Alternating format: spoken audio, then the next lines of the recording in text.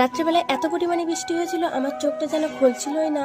সকালবেলায় ঘুম থেকে উঠতে প্রায় 6টা বেজে গেছিল। Everyone, good morning. তো কেমন আছো তোমরা সবাই? আশা করছি ভালো আছো, সুস্থ আছো। আর আমিও খুব খুব ভালো আছি। আমার একটা ছোট্ট মিনি ব্লগে তোমাদের জানাচ্ছি স্বাগত। ঘুমের থেকে উঠতে দেরি হলে আমারই খুব রাগ হয়। তার মধ্যে আমাদের উঠোনটা অনেকটাই বড় হলেও আমার কিন্তু ঝাড় দিতে ভালোই লাগে। কাজ করতে একটু দেরি হলেও তবু এই কাজবাজগুলো করতে সত্যি খুব ভালোই লাগে। গ্রামের পরিবেশে এই সমস্ত কাজবাজগুলো দেখা যায়। তোমরা যে শহরে যারা থাকো তারা কিন্তু এই জিনিসগুলো খুবই মিস করো, কিন্তু আমরা একদমই মিস করি না। মিস করার আগে এই কাজগুলো আমাদের হাতে ধরে দেওয়া আর আমরা এই কাজগুলোকে খুশি খুশি মনে স্বীকার করে নিই, কারণ আমরা গ্রামে বড় হয়েছি আর আমাদের গ্রামেতেই বিয়ে হয়েছে। এই কাজগুলো তো আমাদের মাথার উপরে মুকুটের মতো রয়েছে, আর মাথার মুকুটকে তো সবসময় সম্মান জানাতে হয়। তো যাই হোক, আজকে সকালের কাজবাজগুলো প্রায় সারার মধ্যেই এর মধ্যে চলে আসলাম ঘরের মধ্যে।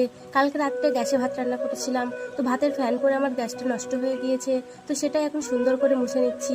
তারপরে কাপড়টা ছেড়ে চলে এসেছি। আজকে স্নান করিনি, কারণ আজকে প্রচন্ড মাথা ধরেছে, তাই কাপড় ছেড়ে সোজা চলে আসলাম ঘর ঝাড় দিতে। আর ঘরটা খুব সুন্দর করে আমি ঝাড় দিয়ে নিচ্ছি। আজকে যেহেতু জামা কাপড় হয়নি, তার মধ্যে তো ফিসফিস করে বৃষ্টি পড়ছে। বৃষ্টির মধ্যে জামা কাপড় ধুতেও ভালো লাগে না।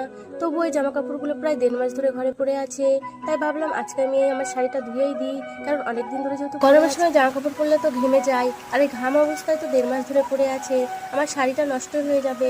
তাই ভাবলাম আর শাড়ি ব্লাউজগুলো ধুয়ে দিই। তো সেগুলো ধুয়ে দিয়েছি আর এক এক করে মেলেও দিচ্ছি। এরপর চলে আসবো রান্না বান্না করতে। আগের একটা ভিডিওতে তোমাদের বলেছিলাম বড় মাসের বুদ্ধি করে একটা কারেন্টের মেশিন এনেছে, তো আজকে সকালবেলায় প্রথমে সেটা উদ্বোধন করব। তো ভাবছি চা বানিয়ে আগে উদ্বোধন করি। তো চাটা আমি বসিয়ে দিয়েছি, আর কালকে রাতে সিয়াসিড ভিজিয়েছিলাম, সেটা আমি এখন খেয়ে নিচ্ছি। এটা খাওয়ার 8 ঘন্টা পরে আমি চাটা খেয়েছিলাম। তারপর আমি বসিয়ে দিয়েছি ভাত, আর আজকে প্রথমেতে ভাত রান্না করছি। জানি না কেমন হবে, তবু অনেক আশা নিয়ে রেখেছি যে অনেক ভালোই হবে। তো যাই হোক, আমি এবার চলে আসলাম উনুনের ধারে। আজকে রান্না করব নিরামিষ, পটল ভাজবো আর ভেন্ডি চচ্চড়ি করবো। আর একটা কথা বলতে ভুলে গিয়েছি, এর সাথে ডাল রান্নাও করব। ডালটা আমি গ্যাসে বসিয়েছি, সবার লাস্টে ডালটা সোমবারে দিয়ে নেবো। সারাদিন কেটে গিয়েছে, এখন সন্ধ্যা হয়েছে, বড় মাসের আসার সময় হয়ে গিয়েছে। বাবা এদিকে আটা ভাঙিয়ে নিয়েছে। এখন তেমন একটা কাজ ছিল না, তাই ভাবলাম আটাগুলো তুলে রাখি। আমাদের খাওয়ার জন্য কিছুটা আটা তুলে রাখলাম, আর বাকিটা আটা রাখবো ছাগলের জন্য।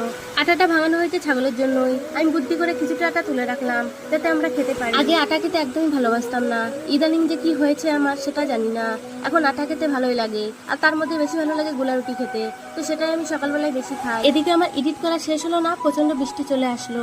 ব্যাকগ্রাউন্ডে যে সাউন্ডটা শোনা যাচ্ছে সেটা একটু ইগনোর করো। সারাদিন কাজ করতে আগে একদমই ভালো লাগতো না, এখন যে কি হয়েছে সারাদিন কাজ করলেও ভালোই লাগে। আসলে ব্যাপারটা হলো এটা, বস্তার মধ্যে আটা থাকতে ইঁদুর পুরো বস্তা কেটে দিয়েছিল, তাই বস্তায় আর রাখার মতো পরিস্থিতি নেই। তাই ভাবলাম আটাগুলো ঢেলে রাখি, সেই জন্যই আর কি সারাক্ষণ কাজ করা। আজকে আমার সংসারের গল্পটা শুনতে কেমন লাগলো কমেন্টে জানিও। আজকের মতো চলে যাচ্ছি।